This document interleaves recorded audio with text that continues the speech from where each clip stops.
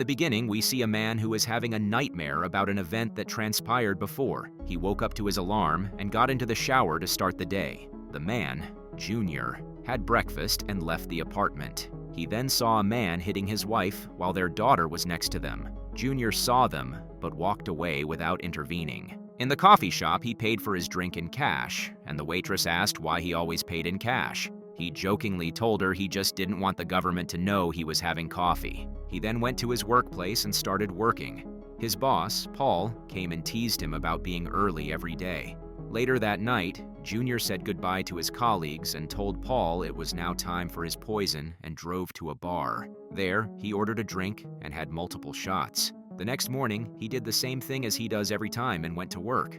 While he was working, kids came and made fun of him, but he scared them away. He then continues to have the same exact day. He wakes up early, eats his breakfast, drives to a coffee shop, gets a coffee, then goes to work. One day, as he was getting coffee, he saw his neighbor that gets abused by her husband, and he decided to have the coffee in the cafe. He approached and started a conversation. The mother covered her bruised eyes with glasses. He then told her that God would help her before getting up to leave.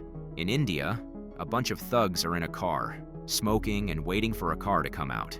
When they saw their target getting out of a gate, they followed it. The car came to a stop, and an elderly man got out, and the thugs stopped too. The market was filled with people, and among them was Harry, who was playing music with another guy. The moment they located the man, they got out of their car and started shooting in his direction blindly. They shot a lot of parents and kids. Suddenly, the security team retaliated, and the thugs got shot but drove off quickly. A mother, who was with her daughter, sobbed while holding her daughter. News reporters reported the incident. The thugs started digging to bury the dead member among them. One of them called Alam, the man who gave them orders, and told him what happened. Alam told him they should have been aware of the police, but the man told him that it was not the police, and someone had known about their plan. The detectives working on this case were briefed about this. The woman who lost her daughter was mentioned, and the detective decided to talk to her. The detectives went to the hospital to see the mother, who was lying unconscious. The woman is Samira, Junior's wife. We then see an underground illegal boxing tournament where Junior is participating. He took off his jacket and started fighting his opponent, quickly overpowering him. As we are seeing the fighting scene, we see a man telling the detectives how dangerous Junior is. He told them that he used to be an undercover agent and now he is a criminal. He told them of his cruelty, and everyone was worried about his reaction to his daughter's death. The detectives noticed calls that were coming from Armenia's cell tower and were confused. Meanwhile, Junior ran to his house and opened his computer to check the news and realized the news was indeed true. He started having flashbacks of his time with his wife. At this time, the police force came to Junior's apartment, but they were late. Junior drove to an embassy, but the moment they scanned his passport, they realized it was Junior. They triggered an alarm, and he got arrested. Junior asked to be taken to India, but no one was listening to him. A government official gives a speech about the attack in the Indian market. He promised that the criminals would be identified.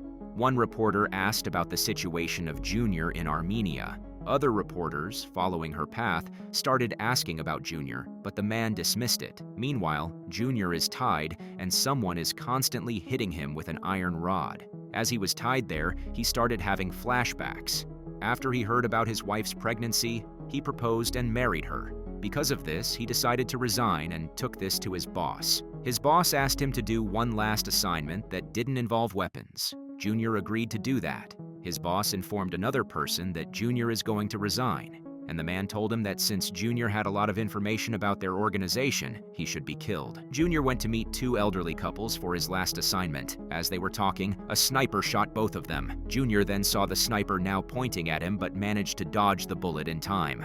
Back to the present, a man named Sudesh came to where Junior is tied and told the officers who were torturing him to leave and walk to Junior. He told him that the system would destroy him and went to the officers who were standing outside.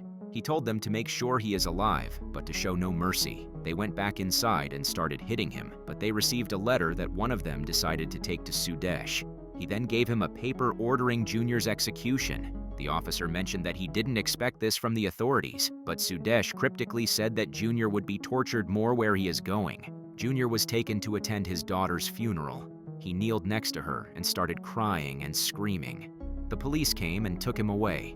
Samira ran to him and hugged him, but they were separated by the police force.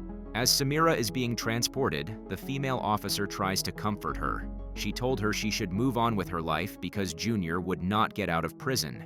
Meanwhile, Junior is being transported back to the prison. Suddenly, he launched an attack on the officers in the car. He managed to overpower all of them. During the fight, one officer fell out of the car. Shortly after, the car crashed. Sudesh saw this, and everyone got out of the car to see Junior walking out of the car still chained up. He once again attacked the officers outside. As they were about to shoot him, Sudesh came and told them not to shoot because they wanted him alive. Junior fought all of them and managed to unchain himself during the fight.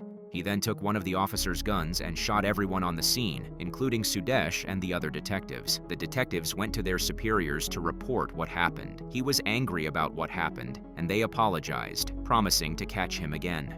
After escaping, Junior went to Harry's house. He waited for Harry there and attacked him when he came. He slammed him into the wall, but punched the wall instead of him.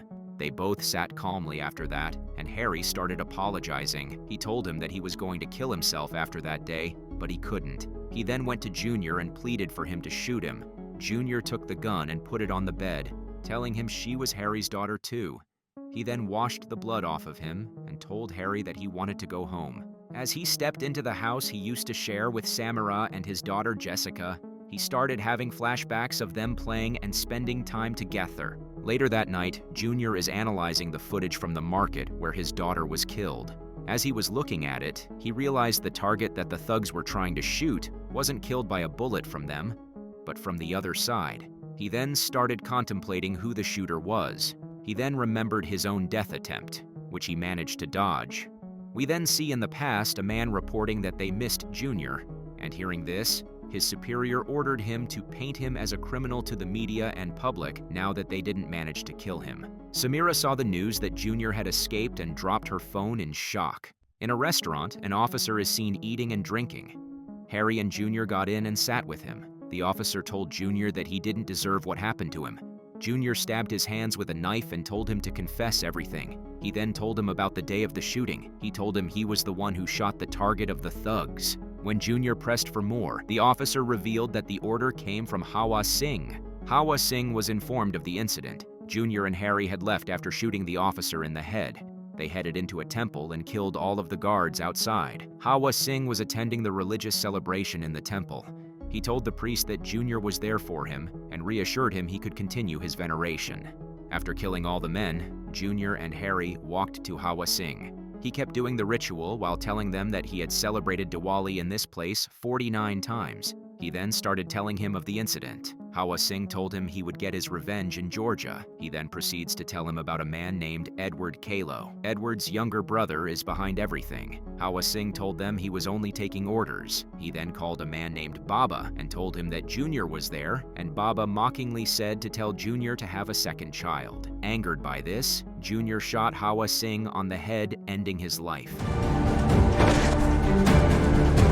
Junior meets up with Samira. Samira, crying, told Junior that his daughter was asking about him, but he wasn't there for her. She then told him to avenge the death of their daughter, and they embraced. After separating from Samira, Junior started his journey to Georgia. He went to his brother's house and was greeted by his brother and his niece.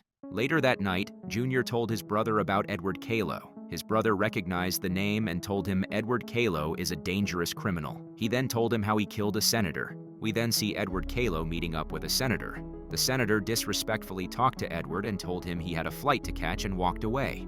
Edward called him from behind and told him everything about himself before strangling him to death.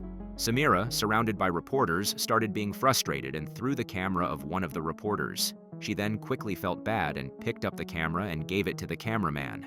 Junior and his brother started plotting their plan of revenge. They investigated Edward Kalo and the people he interacted with. A detective went to talk to a prisoner. The detective asked about Junior. The man simply said there is no way to stop Junior unless they killed him.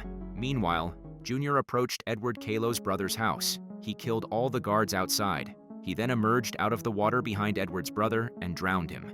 Edward saw the body of his brother and kicked all the officers from his property. His men told him that Junior was behind him and showed him footage of him stalking Edward's brother in a club. Seeing this, Edward orders his men to bring him the man who's with him since it's impossible to catch Junior. Edward's men kidnapped Junior's niece.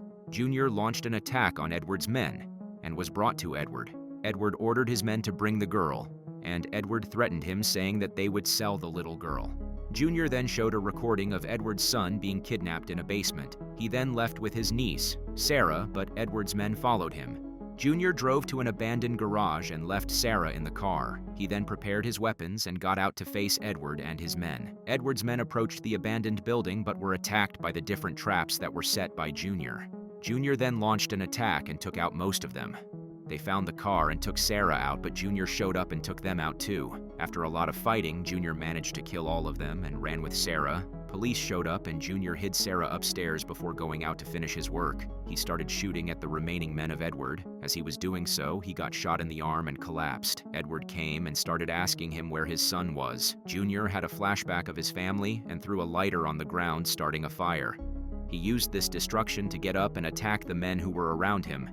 He then took a power drill and drilled right into Edward's heart, despite his pleas and offer of money. After killing Edward, Junior took Sarah and ran out of the place with it exploding behind them. He then told Sarah to run out of the door while he stayed behind. Sarah went out and was found by the police outside. We then see a press conference where detectives are being asked about the case. One of the reporters confronted them, asking if Junior was really the criminal, but the detectives insist that he is. At the movie's conclusion, we see Junior in a boat going to India. He went up and stood by the boat looking at the water.